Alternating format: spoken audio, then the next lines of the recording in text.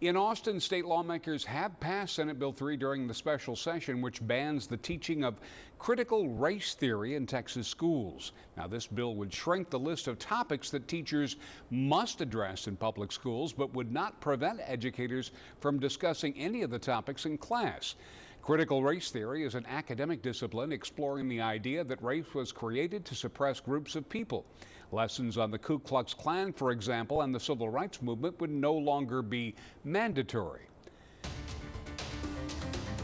And today, a large group gathered on the campus of Texas A&M Corpus Christi at the Hector P. Garcia plaza to voice their opposition to SB 3. Cecilia Garcia Akers is the daughter of Hector P. Garcia, and she was just one of many in attendance. Among the lessons SB 3 would remove from being required in public schools includes Garcia's life and works.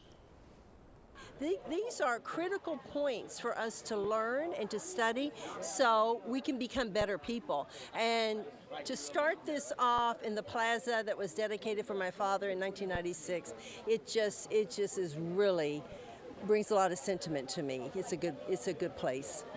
But it's so important that our community knows that we're taking direct action and we're speaking out publicly against these issues, because if we're not having our voices heard in the public, through the media, through every aspect, then our message doesn't get across.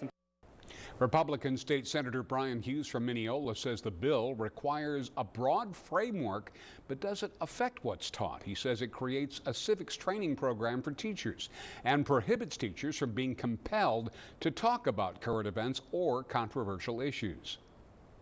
We want our classrooms to be forums for free thinking and not a breeding ground for a divisive political agenda. During the regular session, lawmakers passed a similar bill that specifically outlines curriculum for students. It's set to go into effect September 1st unless that bill that the Senate passed becomes law.